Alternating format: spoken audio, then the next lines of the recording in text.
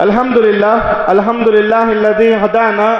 الحمد لله رب العالمين والصلاة والسلام على الأنبياء ونبينا محمد وعلى آله وصحبه أجمعين. أما بعد فأعوذ بالله من الشيطان الرجيم. بسم الله الرحمن الرحيم. قال الله تبارك وتعالى في القرآن المجيد والفرقان الحميد: يا أيها الذين آمنوا كتب عليكم الصيام كما كتب على الذين من قبلكم لعلكم تتقون. وقال النبي صلى الله عليه وآله وسلم: من أدرك شهر رمضان فلم يغفر له فمات دخل النار.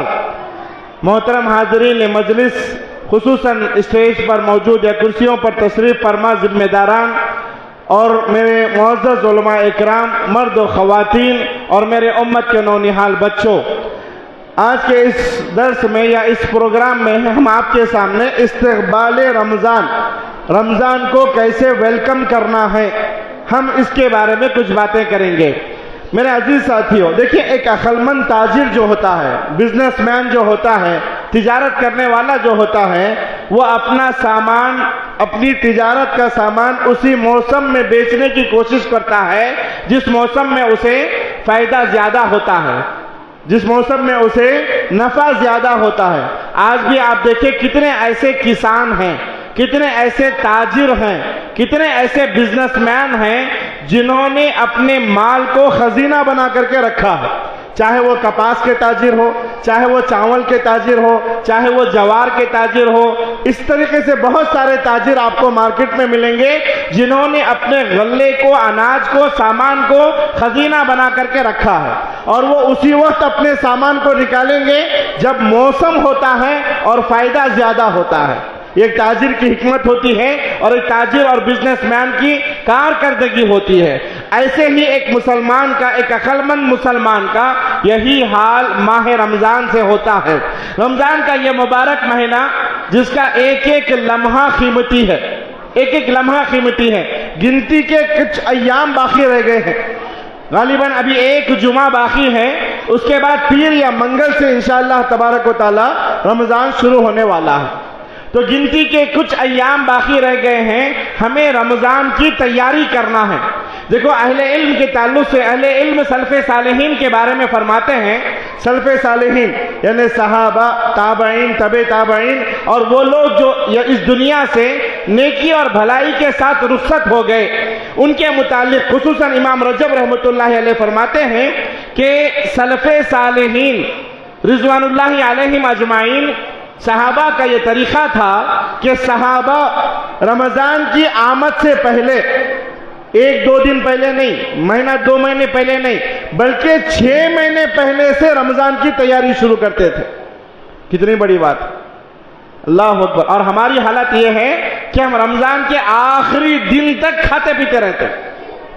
کب تک کھاتے پیتے، کاروبار بزنس کرتے رہتے. لیکن صحابہ کا طریقہ کیا تھا کہ وہ رمضان کی آمد سے 6 مہینے پہلے رمضان کی تیاری کرنا شروع کر دیتے تھے اور اللہ سے دعا کرتے تھے، مناجات کرتے تھے کہ اللہم بلغنا رمضان. 6 مہینے پہلے دعا کرتے کہ اللہ ہمیں زندہ رکھنا، اللہ ہمیں موت نہ دینا، اللہ ہمیں رمضان تک پہنچا دینا. ابھی 6 مہینے باقی ہے، اسی وقت سے دعا کرتے رہتے کہ اللہم بلغنا رمضان.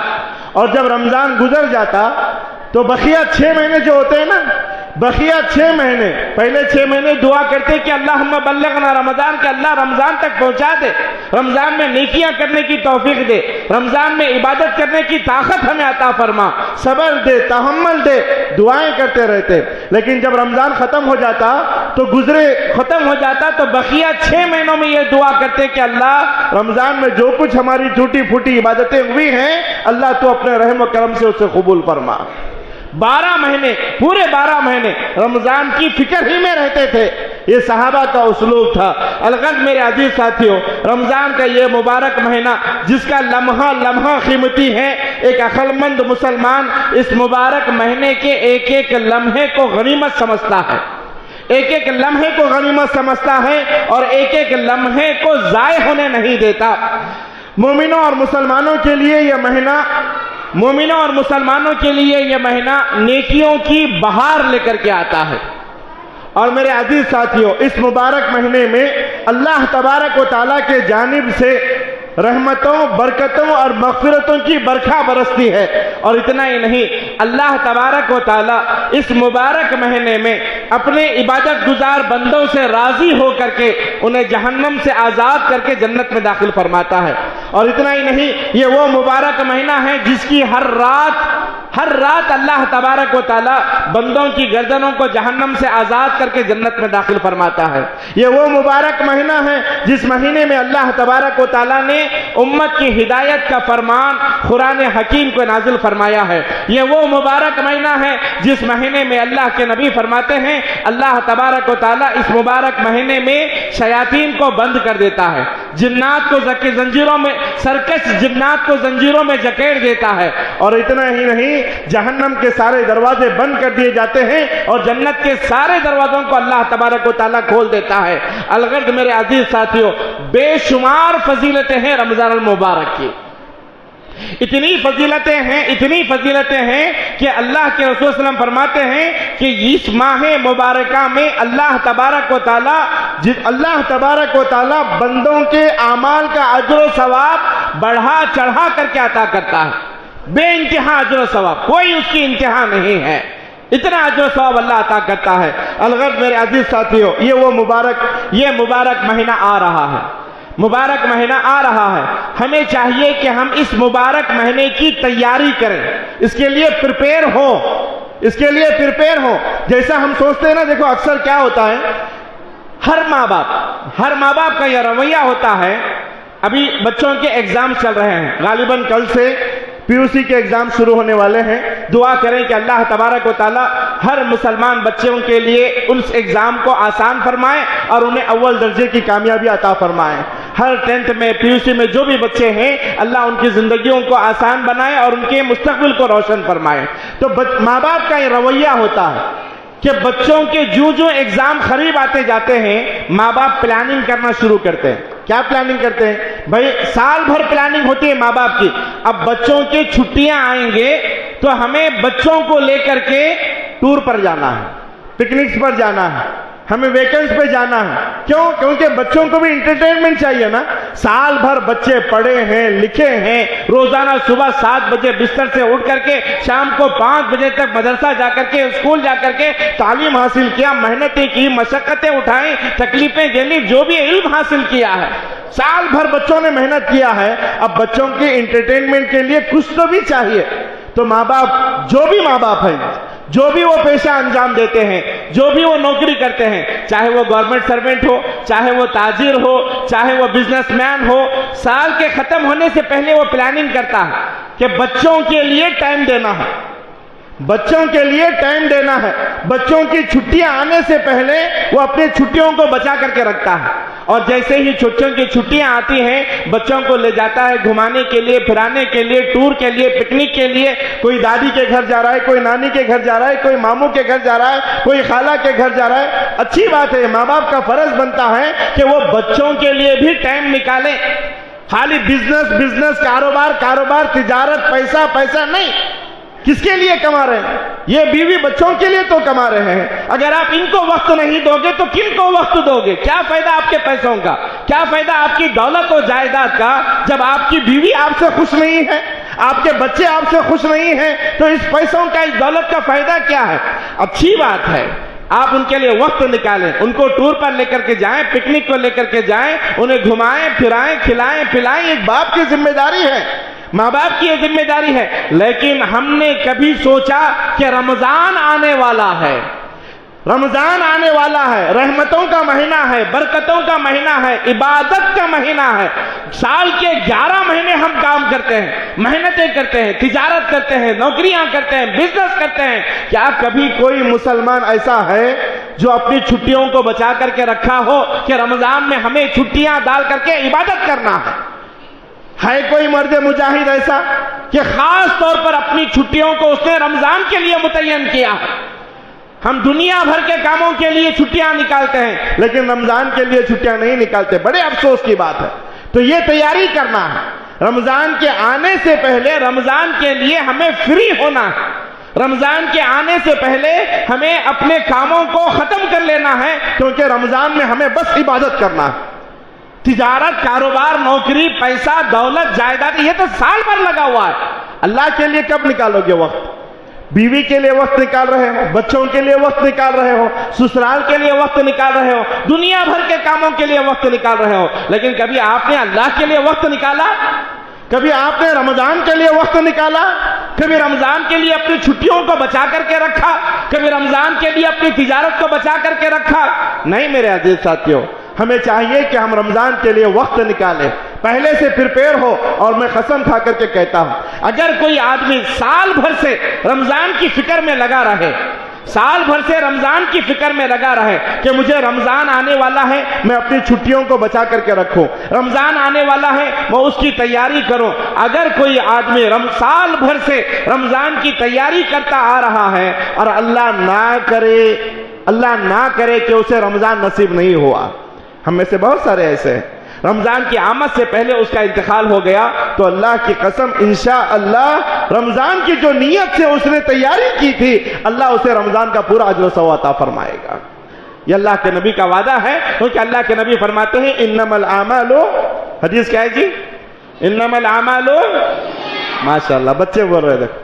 یہ ہوتا ہے تعلیم مکتب کا فائدہ، یہ ہوتا ہے مکتب کا فائدہ کہ جو چیزیں بڑوں کو معلوم نہیں ہے وہ بچوں کو پتہ چل جاتی ہے۔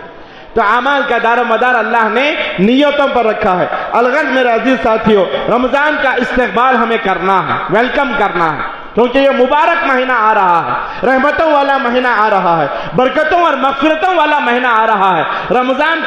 رمضان میں اللہ کی خاص نظر بندوں پر ہوتی ہے، تو اس مبارک مہینے کے لیے ہمیں تیاری کرنا ہے۔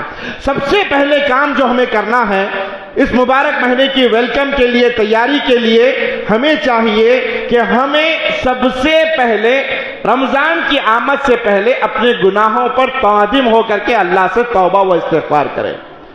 ہوتا کیا ہے معلوم؟ ہوتا کیا ہے؟ رمضان کے آخری دن تک ہم گناہ کرتے رہتے ہیں۔ کیوں؟ کیونکہ رمضان میں توبہ کر لیں گے، رمضان میں معافی مانگ لیں گے۔ نہیں میرے عزیز ساتھیوں، ہونا تو یہ چاہیے کہ رمضان کے آنے سے پہلے اور رمضان میں ہم اللہ سے، رمضان کی آمد سے پہلے ہم اپنے گناہوں کو یاد کریں، اللہ کے سامنے آئیں، کیونکہ ایک پاک مہینہ آ رہا ہے، ایک برکت والا مہینہ آ رہا ہے، رحمتوں والا مہینہ آ رہا ہے۔ اللہ تبارک و تعالیٰ کے سامنے ہمیں تیار ہو کر کے جانا ہے، تو سب سے پہلے جیسے ہم اپنے کپڑوں کو پاک کرتے ہیں ویسے ہم اپنے دلوں کو بھی پاک کریں، اپنے اعمال کو بھی پاک کریں، اپنے برائیوں کو، اپنے جسم کو اپنے برائیوں سے بھی پاک کریں اور اللہ سے سچی توبہ کریں۔ اس لیے کہ اللہ کے رسول صلی اللہ علیہ وسلم نے فرمایا من ادرک شہر رمضان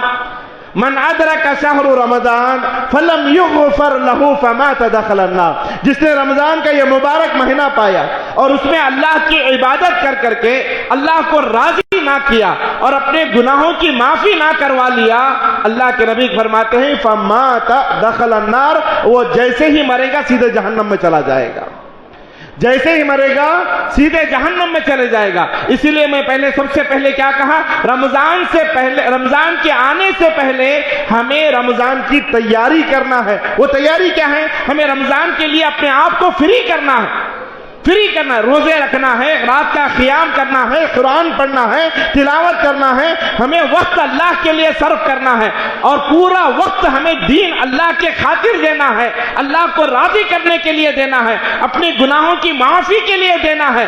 آدمی کو تیار ہونا ہے۔ اسی لیے اللہ کے نبی نے فرمایا جو شخص رمضان کا مہینہ پائے اور اس میں عبادت کر کے اللہ کو راضی نہ کرا سکا اور اپنے گناہوں کی معافی نہ کرا سکا، مرے گا تو سیدھا جہنم میں جائے گا، والعیاذ باللہ۔ اللہ ہم تمام کی حفاظت فرمائے۔ تو میرے عزیز ساتھیوں، توبہ کا مطلب یہ ہے کہ آدمی اللہ تبارک و تعالیٰ کے دربار میں اپنے گناہوں کا اعتراف کرے، اللہ کے دربار میں آ کر کے اپنے گناہوں کا اعتراف کرے، تکبر میں نہیں، غرور نہیں، گھمنڈ نہیں۔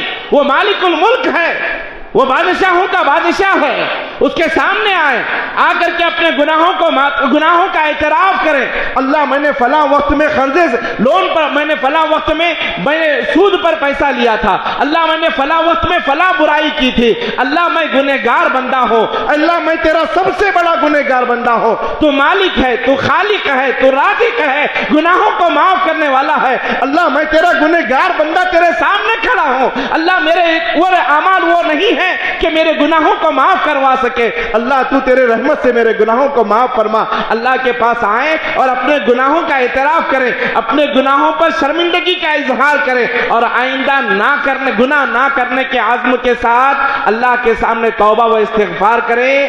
اللہ تبارک و تعالیٰ ایسی توبہ کو بہت پسند فرماتا ہے۔ کیا کرنا ہے توبہ کرتے وقت؟ 3 کام کرنا ہے۔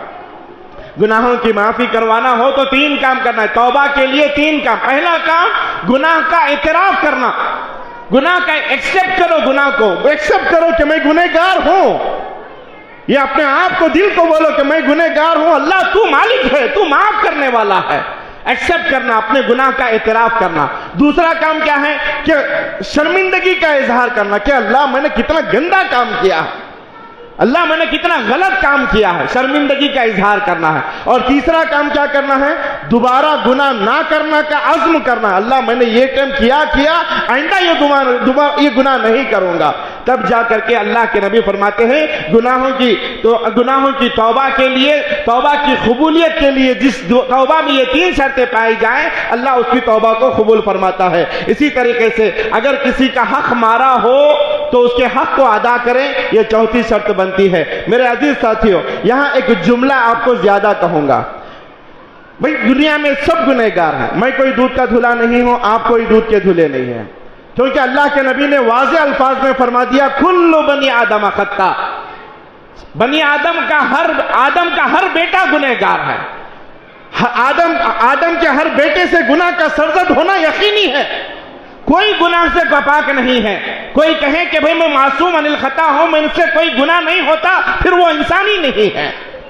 ہر انسان سے گناہ ہوتے ہیں، ہونا ہے، انسان گناہوں کا مجمع مرکب ہے، یقینی۔ اور اللہ کے نبی نے فرمایا وَخَيْرُ الْخَطَّائِنَ التَّوَّابُونَ، لیکن ان گنہگاروں میں، ان خطا کاروں میں، ان سیاہ کاروں میں سب سے بہترین آدمی وہ ہے جو گناہ سرزد ہو جانے کے بعد اس گناہ پر نادم ہو کر کے اللہ سے توبہ کرے۔ سب سے گناہ ہوتے ہیں، لیکن میں یہاں ایک جملہ زیادہ کرنا چاہوں گا کہ گناہوں میں سب سے بڑا گناہ، سب گنہگار ہیں لیکن گناہوں میں سب سے بڑا گناہ ایک اللہ خالق مالک رازق داتا و مربی و مدبر کی ذات میں، اس کی صفات میں اور اس کی عبادات میں کسی کو شریک کرنا، یہ سب سے بڑا گناہ ہے، یہ سب سے بڑا گناہ ہے، یہ گناہوں میں سب سے بڑا گناہ ہے۔ صحیح ہے کہ رمضان کے آنے سے پہلے ہمیں توبہ کرنا چاہیے، رمضان کے آنے سے پہلے صحیح ہے کہ ہمیں توبہ کرنا چاہیے۔ اگر کوئی بے نمازی ہے تو وہ توبہ کرے، اگر کوئی جھوٹ بولتا ہے تو وہ توبہ کرے، اگر کوئی ماں باپ کا نافرمان ہے تو وہ توبہ کرے، اگر کوئی غیبت و چغلیاں کرتا ہے تو وہ توبہ کرے، اگر کوئی اپنے بھائی کو ذلیل و رسوا کرتا ہے تو وہ توبہ کرے، اگر کوئی سگریٹ نوشی اور تمباکو نوشی کا عادی ہے تو وہ توبہ کرے، اگر کوئی آدمی فلمیں گانے بجانے کا شوقین ہے تو رمضان کے آنے سے وہ توبہ کرے، اگر کوئی آدمی جوا اور شراب کا عادی ہے تو وہ توبہ کرے، یہ درست ہے۔ لیکن ان گناہوں میں سب سے بڑا گناہ کون سا ہے کہ اللہ کی ذات میں، اللہ کی صفات میں، اللہ کی توحید میں، اللہ کی ربوبیت میں، اللہ کی الوہیت میں کسی اور کو شریک کرنا، یہ گناہوں میں سب سے بڑا گناہ ہے جس کی کوئی معافی نہیں ہے۔ اللہ کو اپنا خالق مانے، اللہ کو اپنا رازق مانے، اللہ کو داتا و دستگیر مانے۔ اگر کوئی آدمی اللہ کی ذات میں کسی اور کو شریک کرتا ہے، اللہ کے علاوہ کسی اور کو حاجت روا سمجھتا ہے، مشکل رسا سمجھتا ہے، داتا و دستگیر سمجھتا ہے، گناہ بچے دینے والا سمجھتا ہے، کاروبار میں برکت دینے والا سمجھتا ہے، تو اللہ کی قسم ایسے نافرمان کا اور ایسے مشرک کا ٹھکانہ جہنم ہے، اللہ اسے ہرگز معاف نہیں کرے گا۔ تو سب سے پہلے اس گناہ کبیرہ سے توبہ کریں، شرک سے توبہ کریں، کیونکہ اللہ نے فرمایا سورۃ النساء کی آیت ہے ان اللہ لا یغفر ان یشرک بہ ویغفر ما دون ذلک لمن یشاء، اللہ سارے گناہوں کو معاف کرے اپنی رحمت سے، لیکن شرک کو اللہ معاف نہیں کرتا۔ دوسری بات یہاں بتانا چاہوں گا، شرک کے بعد سب سے بڑا گناہ، کیونکہ وقت کم ہے، شرک کے بعد سب سے بڑا گناہ کون سا ہے؟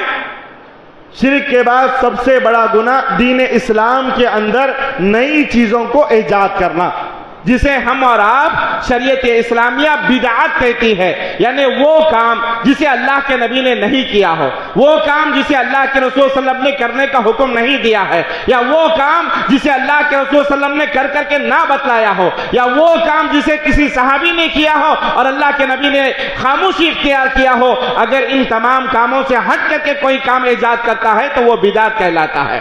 اور بدعت کے تعلق سے اللہ کے نبی نے کیا فرمایا؟ کل بدعت، کیا ہے جی ہر جمعہ کے خطبے میں سنتے ہیں، کل بدعت ضلالہ وکل ضلالۃ فی النار، سب کو یاد ہے۔ ہر بدعت کیا ہے؟ ہر بدعت کیا ہے؟ گمراہی ہے، اور ہر بدعتی کا ٹھکانہ کیا ہے؟ جہنم ہے۔ ہر بدعتی کیا ہے؟ جہنمی ہے، یہ سب کو پتا ہے ماشاءاللہ، ہر بچہ جانتا ہے۔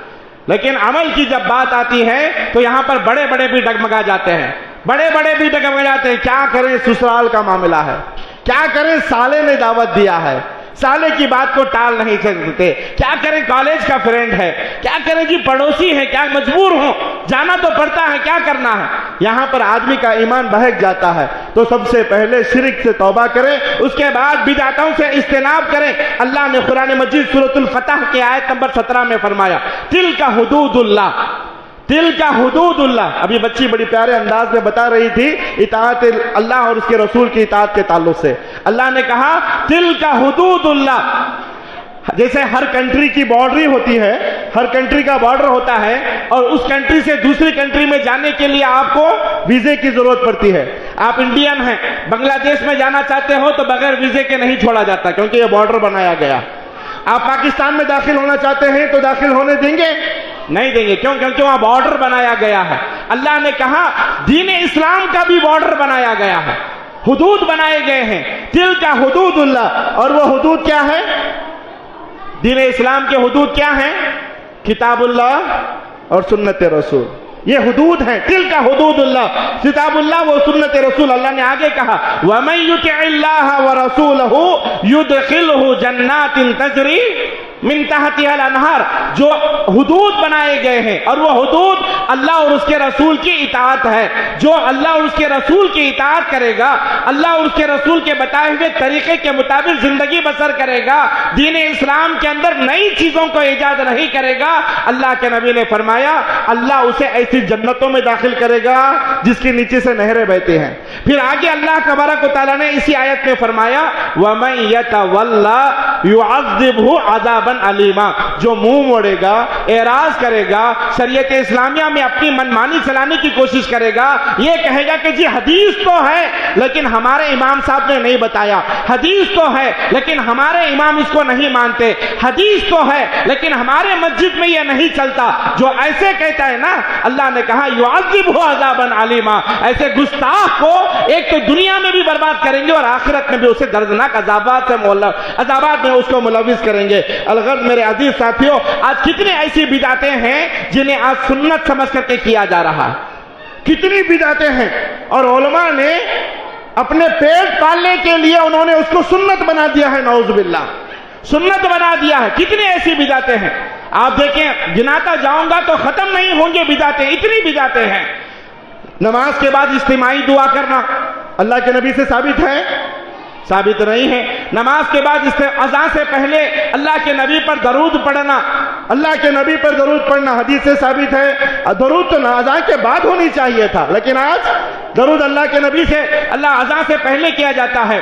اور جنازے پر اجتماعی دعا کرنا، قبر پر جا کر کے اجتماعی دعا کرنا، فاتحہ کرنا، رجب کے کنڈے محرم کو منحوس سمجھنا، سفر کو منحوس سمجھنا، کتنی ایسی بدعتیں ہیں۔ شب معراج، شب برات، میلاد النبی، آج اسے سنت سمجھ کر کے کیا جا رہا ہے، سنتیں سمجھ کر کے کیا جا رہا ہے، اور علماء یا ان کے ملا اپنے پیٹ پالنے کے خاطر اسے سنت بنا کر کے پیش کر رہے ہیں تاکہ ان کی دکانیں چلتی رہیں، تاکہ ان کی دکانیں چلتے رہیں۔ اللہ کے نبی نے کبھی شب معراج نہیں بنایا، شب برات نہیں منایا، میلاد النبی نہیں منائی۔ کتنی ایسی بدعتیں ہیں جن کو آج عروج دیا جا رہا ہے اور اسے سنت بنا کر کے پیش کر کے اس پر عمل کیا جا رہا ہے، نعوذ باللہ۔ اور یہاں تک کہ بعض علماء کہتے ہیں کیا غلط کر رہے ہیں، کیا کہتے ہیں جو یہ کرنے والے ہیں، وہ کہتے ہیں مانا کہ بدعت ہے، مانا کہ بدعت ہے، لیکن غلط کیا کر رہے ہیں؟ کیا رات میں جا کر کے ہم شراب پی رہے ہیں؟ کیا رات میں جا کر کے فلمیں دیکھ رہے ہیں؟ بھئی عبادت تو کر رہے ہیں، عبادت تو کر رہے ہیں، کیا غلط کر رہے ہیں؟ مسجدوں میں جا کر کے عبادت کر رہے ہیں، نمازیں پڑھ رہے ہیں، ذکر و اذکار کر رہے ہیں، رات بھر جا کر کے اللہ کی عبادتیں کر رہے ہیں، تو شب معراج میں، شب برات میں یا پھر میلاد النبی میں کیا برا ہوتا ہے؟ اچھا کام تو ہوتا ہے نا۔ اور اسے بعض نے کیا کہا؟ یہ بدعت حسنہ ہے، یہ بدعت سیئہ ہے، یہ بدعت حسنہ ہے، یہ بدعت سیئہ ہے۔ یہ اچھی بدعت اور بری بدعت بھی ہوتی ہے۔ میں آپ سے پوچھنا چاہوں گا، اچھی گندگی اور بری گندگی بھی ہوتی ہے کیا؟ گندگی گندگی ہوتی ہے، اچھی بری نہیں ہوتی۔ گندگی گندگی ہوتی ہے، اچھی بری نہیں ہوتی۔ غلاظت غلاظت ہوتی ہے، وہ اچھی غلاظت اور بری غلاظت نہیں ہوتی۔ اگر اور کھل کر کے بولوں گا تو گو گو ہوتا ہے، اچھا برا نہیں ہوتا ہے۔ ہوتا ہے؟ ہوتا ہے کہ کبھی اچھا غلاظت اور بری غلاظت بھی؟ تو بدعت حسنہ اور بدعت سیئہ کو لا کے یہاں کا گول دیا۔ ایک حدیث بتاتا ہوں، جو لوگ کہتے ہیں نا کہ کیا برا کام کرتے ہیں، غلط کیا ہے، میں آپ کو بتانا چاہوں گا۔ اللہ کے نبی کے ایک صحابی اللہ کے نبی کے پاس آئے، آ کر کے کہا کہ یا رسول، نبی کریم صلی اللہ علیہ وسلم کے سامنے آئے، اللہ کے نبی نے ان کو دیکھا تو پوچھا، ہے میرے ساتھی کیا ہوا، تمہیں اتنے لاغر نظر آ رہے ہو، اتنے دبلے پتلے نظر آ رہے ہو، حال حال میں تو تم اچھے ہٹے کٹے تھے، تندرست تھے، توانا تھے، مضبوط تھے، اچانک تمہیں کیا ہو گیا، اتنے بیمار اور لاغر دکھائی دے رہے ہو؟ کہا کہ اللہ کے نبی کیا بتاؤں، اللہ کے نبی کیا بتاؤں، 1 سال سے مسلسل روزے رکھتے آ رہا ہوں۔ کیا بولا؟ 1 سال سے مسلسل روزے رکھتے آ رہا ہوں، کبھی میں نے کوئی دن روزہ نہیں چھوڑا، اور 1 سال سے مسلسل رات بھر کھڑے ہو کر کے تہجد پڑھ رہا ہوں، کبھی کوئی رات میں نے سو کر کے نہیں گزاری۔ اسی لیے اللہ کے نبی لاغر ہو گیا ہوں، دبلا پتلا ہو گیا ہوں، حالت کمزور ہو گئی ہے۔ اللہ کے رسول صلی اللہ علیہ وسلم نے کیا فرمایا پتہ ہے؟ اللہ کے نبی نے کہا کہ اے میرے ساتھی، تو جو 1 سال سے کنٹینیو روزے رکھتے آ رہا ہے، تیری ان روزوں میں سے ایک روزہ بھی اللہ کے دربار میں قبول نہیں ہوا، اور جو 1 سال سے کنٹینیو تہجد پڑھتے آ رہا ہے، اس تہجد کی نمازوں میں سے 1 رکعت بھی تیری اللہ کے دربار میں قبول نہیں ہوئی۔ صحابی پریشان، اللہ کے نبی سال بھر کے روزے، سال بھر کی تہجد، سال بھر کا رات کو جاگنا اور اللہ کی عبادتیں کرنا، کچھ بھی قبول نہیں ہوا۔ کہا کہ نہیں قبول ہوا۔ کہا کیوں یا رسول اللہ؟ اللہ کے نبی نے فرمایا کیونکہ تیرے اس عمل پر محمد کی مہر نہیں ہے، بولو صلی اللہ علیہ وسلم، کیونکہ یہ نبی کی سنت نہیں ہے۔ روزے رکھنا برا کام تھا کیا جی؟ اچھا کام تھا۔ رات بھر جاگ کر کے تہجد پڑھنا، عبادتیں کرنا برا کام تھا؟ اچھا کام تھا، لیکن اللہ کے نبی کی یہ سنت نہیں ہے، سنت نہیں ہے۔ نبی نے ایسا کرنے کا حکم نہیں دیا، تو پھر وہ عمل اچھا کیسے ہوا؟ وہ عمل اچھا کیسے ہوا؟ تم کہتے ہو کہ یہ عمل اچھا ہے، کس نے کہا اچھا ہے؟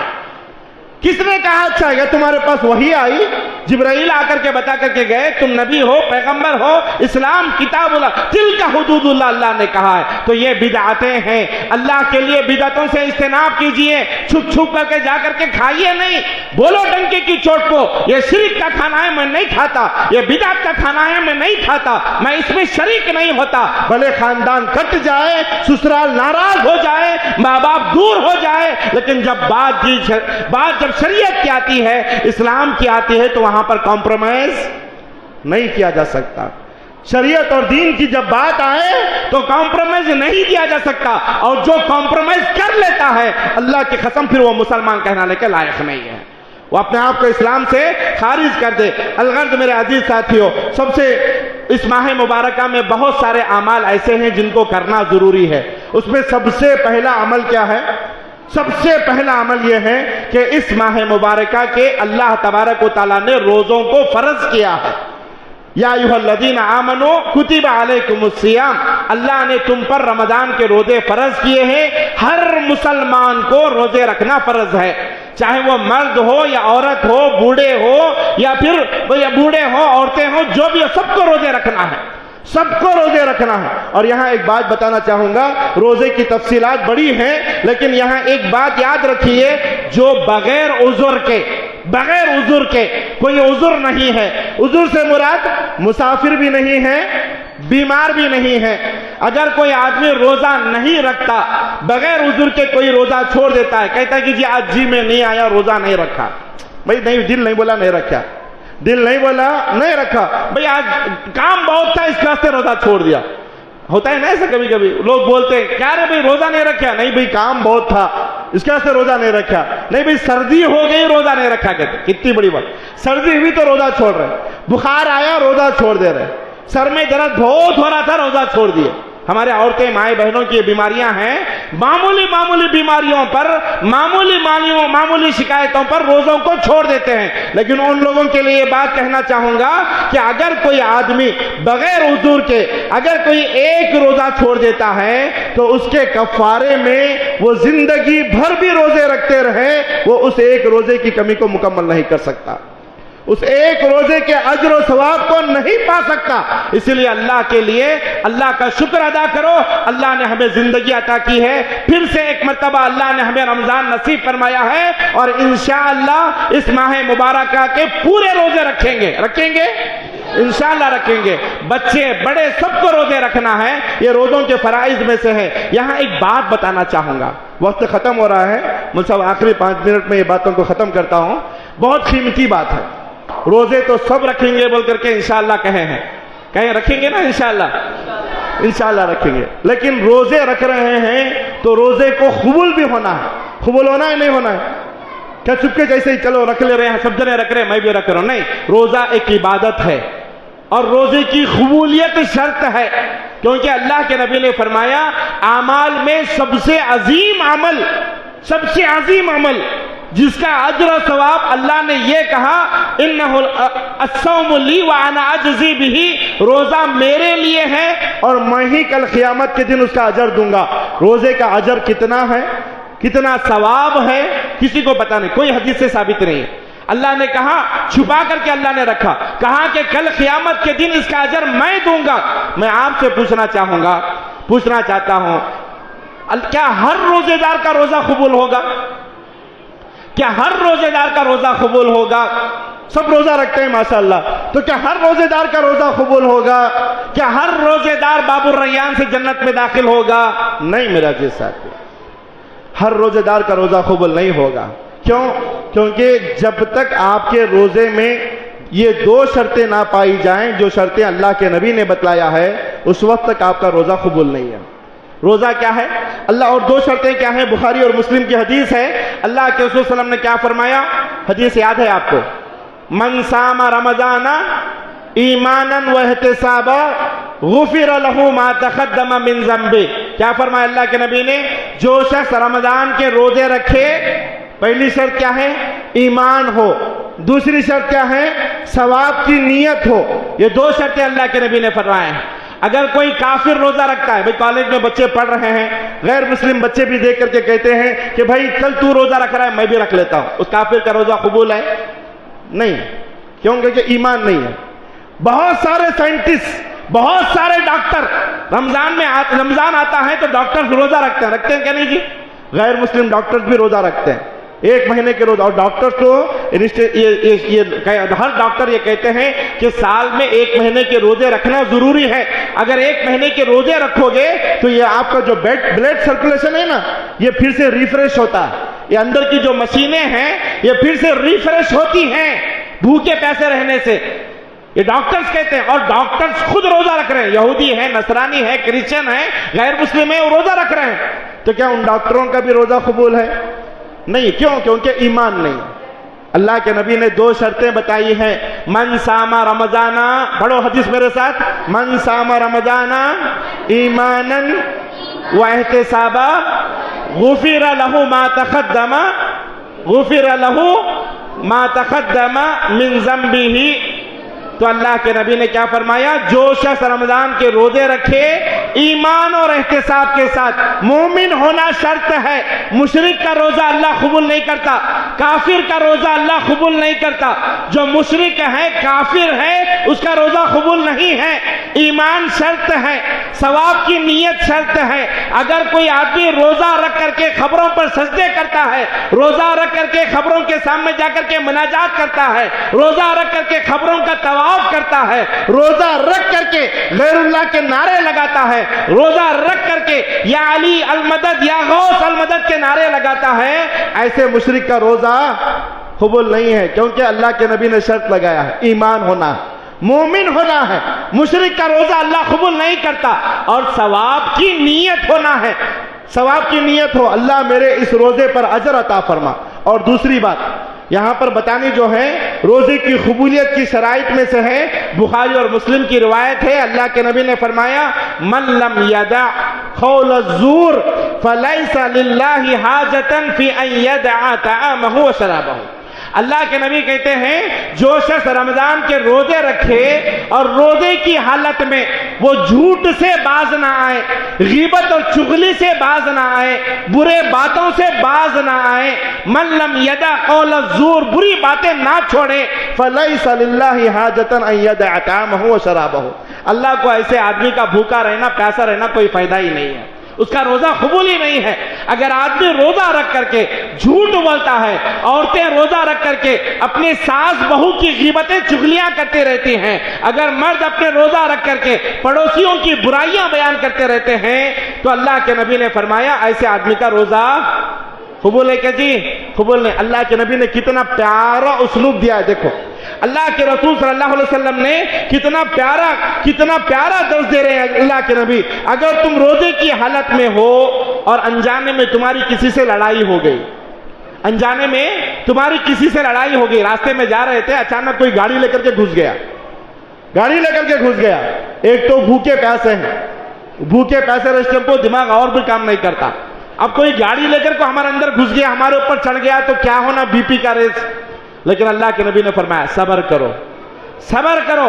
اللہ کے نبی کہتے ہیں روزے کی حالت میں اگر تم سے کوئی کسی سے لڑائی ہو گئی اور سامنے والا گالی پر گالی دے رہا ہے، برائی مارنے پر آ رہا ہے، لڑائی کرنے پر آ رہا ہے، جھگڑے کرنے پر آ رہا ہے، تمہیں جواب میں کیا کہنا ہے؟ بھائی تم جتنے بھی گالیاں دے لے، میں تجھے جواب نہیں دوں گا، میں تمہیں جواب نہیں دوں گا۔ کیوں؟ جواب میں صرف اتنا کہنا ہے انی صائم، میں روزے سے ہوں، کیونکہ اگر میں تیرا جواب دوں گا میرا روزہ باطل ہو جائے گا، میرا روزہ اللہ کے دربار میں قبول نہیں ہوگا۔ تو روزے کی قبولیت کی شرائط میں سے پہلی شرط یہ ہے کہ آدمی مشرک نہ ہو، کافر نہ ہو، اور اپنی زبان کی حفاظت کرے، زبان سے گالی نہ دے، زبان سے جھوٹ نہ بولے، زبان سے کسی کی غیبت نہ کرے، زبان سے کسی کی چغلی نہ کرے، ان برائیوں سے پاک رہے گا تو یقیناً اللہ اس کے روزے کو قبول فرمائے گا۔ اسی طریقے سے رمضان کی عبادت میں، رمضان کے مہینے میں سب سے اہم عبادت جو ہے وہ رات کا قیام ہے، وہ رات کا قیام ہے۔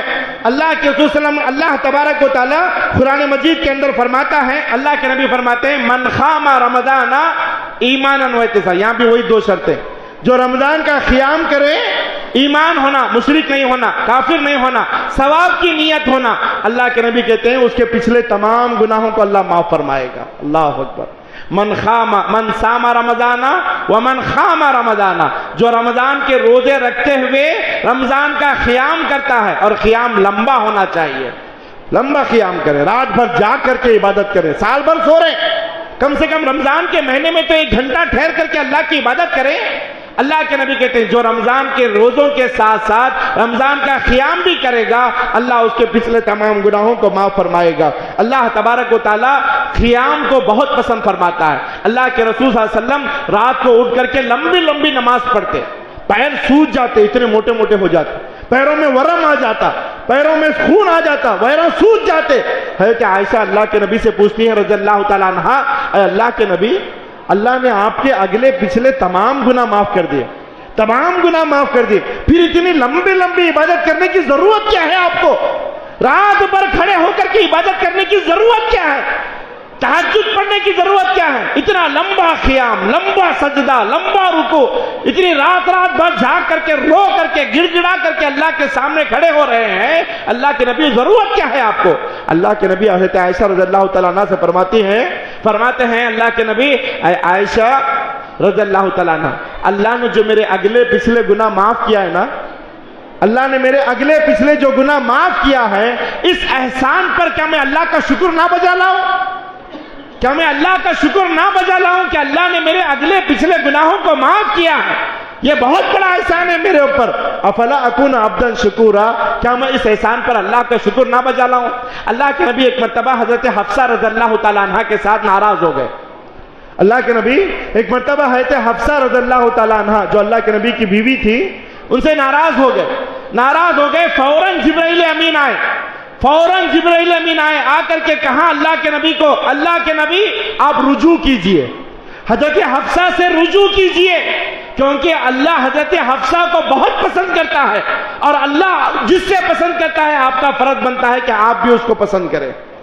اللہ کے نبی حضرت حفصہ سے ناراض ہوئے تو اللہ تبارک اللہ نے فوراً جبرائیل امین کو بھیجا. جبرائیل امین آ کر کے اللہ کے نبی سے کہا کہ اللہ کے نبی رجوع کیجئے. کیوں؟ کیونکہ اللہ حضرت حفصہ کو بہت پسند کرتا ہے. وجہ کیا تھی پسند کرنے کی وجہ کیا تھی؟ فَإِنَّهَا صَوَّامَةٌ وَخَوَّامَةٌ, اس لیے کہ حفصہ رضی اللہ تعالیٰ عنہ یہ روزے بہت رکھتی ہیں اور رات کا قیام بہت کرتی ہیں. تو رات کا قیام کرنا یہ اللہ کو بہت پسند ہے, روزے رکھنا اللہ کو بہت پسند ہے. اسی طریقے سے رمضان کے مہینے میں اللہ کے رسول صلی اللہ علیہ وسلم نے فرمایا کہ کثرت سے صدقہ و خیرات کریں. اللہ کے نبی کے تعلق سے آتا ہے کہ رمضان کے مہینے میں نبی کریم صلی اللہ علیہ وسلم تیز آندھی کی طرح صدقہ کرتے, تیز ہوا کی طرح صدقہ و خیرات کرتے تھے. اللہ کے رسول صلی اللہ علیہ وسلم جو بھی آتا دیتے جاتے تھے, آگے نہیں دیتے تھے, پیچھے نہیں دینا ہے. رمضان کا مہینہ صدقہ و خیرات کا مہینہ ہے. خصوصاً رمضان کے آنے سے پہلے آپ اپنے گلی میں, اپنے محلے میں, اپنے رشتہ داروں میں, اپنے دوست و احباب میں دیکھیں کہ رمضان کے مہینے میں کس کے گھر میں اناج ہے, کس کے گھر میں اناج نہیں ہے. غور کریں, اللہ نے جس کو دیا ہے اس کا یہ فرض بنتا ہے کہ اس کے گھر تک اس چیز کو پہنچا دے. اور یہاں ایک بات بتانا چاہوں گا, صدقہ و خیرات کرنے میں نمائش نہ کریں, دکھاوا نہ کریں, احسان نہ جتائیں. آج کیا ہوتا ہے, سیلفی لینا بہت عام ہو گیا ہے. ایک چاول کی بوری ہوتی ہے, اس کو 10 آدمی پکڑ کر کے اس کو غریب کو دیتے ہیں, وہ بیچارے کو ذلیل کرتے ہیں, دے کر کے ذلیل و رسوا کرتے ہیں. یہ غلط ہے میرے عزیز ساتھیوں. اللہ کے لیے دو تو ایسے دو کہ جس کو دے رہے ہو اس کو تک پتہ نہ چلے کہ کس کو دیا گیا, کس نے دیا ہے اس کو تک پتہ نہیں چلنا چاہیے. ایسے دینا چاہیے. مثالیں بہت زیادہ ہیں لیکن وقت اجازت نہیں دیتا. لیکن الغرض میں یہ کہنا چاہوں گا, رمضان کے مہینے میں اللہ نے جس کو بھی مال دیا ہے, جس کو بھی دولت سے نوازا ہے, جس کے پاس بھی اناج و غلہ ہے, اس کو جمع کر کے نہ رکھے. اپنے خاندان میں, رشتہ داروں میں, دوست و احباب میں, گلی محلے میں. دیکھیں رمضان کے مہینے میں کسی کو محنت کرنے کی ضرورت نہ پڑے, کسی کو بھیک مانگنے کی ضرورت نہ پڑے, کسی کو آگے بڑھ کر کے لوگوں کے سامنے دست سوالی کرنے کی نوبت نہ پڑے. اللہ کے لیے آپ نے جو دیا ہے اللہ نے آپ کو اس میں سے اس غریب کو بھی پہنچائے تاکہ وہ پیٹ بھر کے کھائے اور کھا کر کے اللہ کی سچی عبادت کر سکے. یہ ہم سب کا فرض بنتا ہے. جس کو بھی اللہ نے مال دیا ہے وہ ضرور اس کام کو انجام دے اور رمضان میں بے تحاشا صدقہ و خیرات کرے. اللہ کا, اور خصوصاً رمضان میں رمضان کی روزہ داروں کی افطاری ضرور کروائیں. اور افطاری کروانے میں ایک صحابی آ کر کے کہتے ہیں کہ اللہ کے رسول صلی اللہ علیہ وسلم آپ جو افطاری کی بات کرتے ہیں, اے اللہ کے نبی میرے پاس اتنی طاقت نہیں ہے کہ میں ایک روزے دار کو پیٹ بھر کر کے کھانا کھلا سکوں. غریب ہیں بیچارے, مفلس آدمی ہیں, غریب آدمی ہیں, ان کی خواہش تو یہ ہے کہ میں روزے دار کو افطاری کرواؤں, لیکن اللہ نے اتنا مال نہیں دیا, اتنا طاقت نہیں دی ہے کہ میں ایک روزے دار کو پیٹ بھر کر کے کھانا کھلاؤں. اللہ کے نبی کیا میں اس ثواب سے محروم ہو جاؤں گا؟ اللہ کے نبی کیا میں اس ثواب سے محروم ہو جاؤں گا؟ اللہ کے نبی اس صحابی کے جواب میں کہتے ہیں یہ اجر, یہ ثواب جو روزے کا, پورے روزے کا اجر و ثواب ہے, اللہ اس آدمی کو بھی اتنا ہی دے گا جس نے کسی روزے دار کو پیٹ بھر کر کے کھلایا, اور اللہ اس کو بھی اتنا ہی اجر دے گا جس نے کسی روزے دار کو ایک گلاس پانی سے افطاری کروائی. اللہ اس کو بھی اتنا ہی اجر دے گا جس نے کسی روزے دار کو ایک کھجور کے ذریعے افطاری کروائی. سب کو برابر کا اجر ہے, سب کو برابر کا اجر ہے. تو جس کو جتنی طاقت ہے اتنا روزے داروں کی افطاری کروائیں. آخر میں 2 باتیں بتا کر کے بات کو ختم کرتا ہوں. رمضان کا یہ مہینہ قرآن کا مہینہ ہے. رمضان کا مہینہ یہ قرآن کا مہینہ. یہ عزم کر لے رمضان کے آنے سے پہلے یہ عزم کر لیں. سال بھر تو ہم نے قرآن پڑھا ہے نہیں پڑھا ہے پتہ نہیں, لیکن رمضان کے مہینے میں ہم اپنے آپ کو قرآن کے لیے فری کریں گے, قرآن کے لیے فری کریں گے, اور عزم کریں, پختہ ارادہ کریں, اللہ کے ساتھ وعدہ کریں کہ انشاءاللہ اس رمضان میں میں کم سے کم ایک قرآن ختم کروں گا. ختم کریں گے انشاءاللہ. کم سے کم ایک قرآن ختم کروں گا، یہ ارادہ کریں۔ جس کو زیادہ سے زیادہ پڑھ سکتا ہے وہ زیادہ سے زیادہ پڑھے۔ اللہ کے نبی نے فرمایا کم سے کم 7 دن میں ایک قرآن کو ختم کرے۔ ایک صحابی نے کہا اللہ کے نبی اس سے بھی زیادہ، اس سے بھی کم دنوں میں اگر کوئی آدمی ختم کر سکتا ہے تو کر سکتا ہے، میں اس سے بھی زیادہ کتنا ختم کرتا ہوں۔ اللہ کے نبی نے فرمایا کم سے کم 3 دن میں ختم کریں۔ لیکن اہل علم فرماتے ہیں اگر رمضان کا معاملہ دوسرے دنوں سے الگ ہے، رمضان کا معاملہ دوسرے دنوں سے الگ ہے، یہ جو کم سے کم 7 یا 3 دن میں قرآن ختم کرنا ہے یہ رمضان کے علاوہ ہے، رمضان کے علاوہ کے دنوں میں ہے۔ اگر کوئی آدمی ایک دن میں 3 قرآن ختم کر سکتا ہے تو وہ ختم کرے، جائز ہے۔ رمضان کے مہینے میں ایک دن میں 3 قرآن ختم کر سکتا ہے تو وہ کریں، جس کو طاقت ہے پڑھ سکتا ہے پڑھیں۔ رمضان میں زیادہ سے زیادہ قرآن پڑھنا ہے کیونکہ یہ مہینہ قرآن کا مہینہ ہے۔ ہم میں سے بہت سارے ایسے بھی ہیں بدنصیب بیچارے جن کو قرآن پڑھنا نہیں آتا اور وہ آ کر کے علماء کے پاس سیکھتے بھی نہیں بیچارے شرم کے مارے۔ میرے عزیز ساتھیوں، جس کو قرآن پڑھنا نہیں آتا ماشاءاللہ شیخ آپ کی خدمت میں موجود ہیں اور وہ 24 گھنٹے موجود ہیں۔ جیسے وہ بچوں کو پڑھانے کے لیے راضی ہیں ایسے بڑوں کو پڑھانے کے لیے بھی ریڈی ہیں۔ لیکن جس کو نہیں آتا وہ آگے آؤ۔ اللہ کے رسول صلی اللہ علیہ وسلم کا ایک مدرسہ تھا، نبی کریم صلی اللہ علیہ وسلم کا ایک مدرسہ تھا۔ مدرسے کا نام کیا تھا؟ اصحاب صفہ، صفہ والے، اور اس میں 80 صحابہ، بوڑھے نوجوان بچے بوڑھے سب مل کر کے پڑھا کرتے تھے۔ ان کا کام ہی بس پڑھنا، اصحاب صفہ انہیں کہا جاتا ہے۔ تو جن کو قرآن پڑھنا نہیں آتا اللہ کے لیے قرآن سیکھو۔ ارے اللہ نے 50 سال 60 سال 80 سال عمر عطا کیا اور اتنی بڑی عمر میں آپ نے کروڑوں کما لیا، لاکھوں کما لیا، 50 گھر اور زمینیں خرید لیا آپ نے، لیکن قرآن پڑھنا نہیں سیکھا تو کیا جواب دو گی جی اللہ کو؟ کیا جواب دو گے اللہ کو؟ اللہ کے بندو تھوڑی تو بھی شرم کرو، تھوڑی تو غیرت کرو کہ کل اللہ کے دربار میں ہم جا کر کے کھڑے ہوں گے اور اللہ ہم سے پوچھے گا کہ تم نے کتنا قرآن پڑھا تھا، کیا جواب دو گے اللہ کو؟ اور میں آپ کو بتاؤں خبر میں کتنے سوال ہوں گے جی؟ خبر میں کتنے سوال ہوں گے؟ ابو داؤد کی حدیث میں خبر میں 4 سوال ہوں گے، خبر میں 4 سوال ہوں گے۔ چوتھا سوال کیا ہے؟ 3 سوال تو سب کو معلوم ہے کہ تیرا رب کون ہے، تیرا دین کیا ہے، اور تم نبی کریم صلی اللہ علیہ وسلم کے تعلق سے کیا جانتے ہو۔ یہ 3 سوال ہوئے۔ چوتھا سوال کیا ہوگا؟ چوتھا سوال یہ ہوگا کہ یہ ساری باتیں تم نے کہاں سے سیکھی؟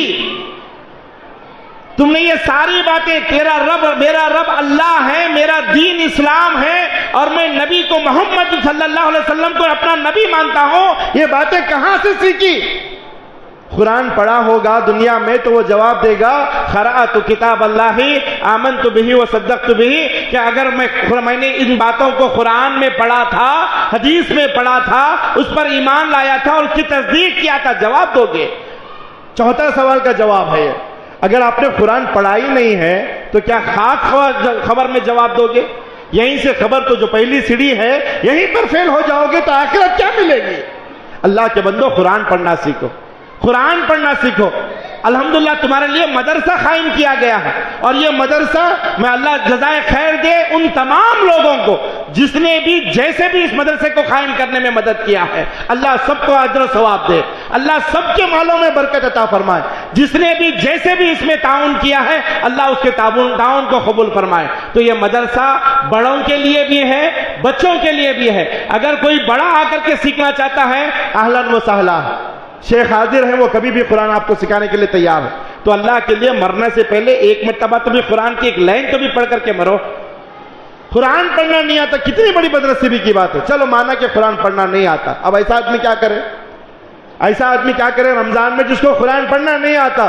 الحمدللہ موبائلہ ہیں، موبائل صرف گانے سننے کے واسطے نہیں رکھو، فلمیں دیکھنے نہ کو رکھو، چیٹنگ چیٹنگ کرنے نہ کو رکھو، کبھی کبھی قرآن سننے کے لیے بھی رکھو۔ قرآن سننا بھی عبادت ہے۔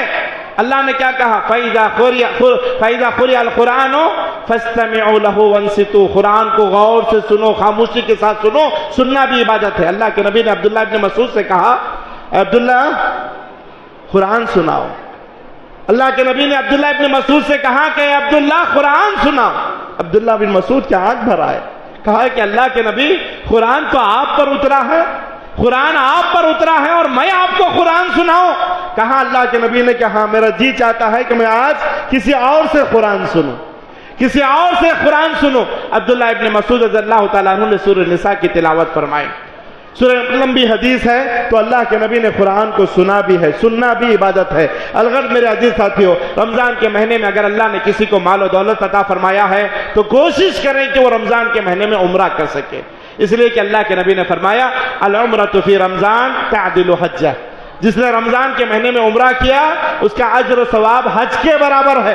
اللہ اکبر، حج کے برابر ہے۔ اور یہاں تک بھی اللہ کے نبی نے فرمایا تعدل حجۃ معی، اللہ کے نبی کے ساتھ حج کرنے کے برابر ہے۔ اللہ اکبر کبیرہ۔ جس کو اللہ نے مال دیا ہے، وقت دیا ہے، صحت دیا ہے، کوشش کریں کہ رمضان کے مہینے میں، اس رمضان میں نہیں ہوا تو اگلے رمضان میں جب بھی موقع ملے تو رمضان میں عمرہ کرنے کی کوشش کریں۔ اسی طریقے سے رمضان کے آخری ایام میں تاخراتے ہیں، عشر اواخر ہیں، اعتکاف ہے، پھر اس کے بعد عید کی خوشیاں ہیں۔ اللہ سے میں دعا کرتا ہوں کہ اللہ تبارک و تعالی ہم تمام کو رمضان کے آنے سے پہلے رمضان کی مکمل تیاری کرنے کی توفیق عطا فرمائے، رمضان کے لیے مکمل فری ہونے کی توفیق عطا فرمائے۔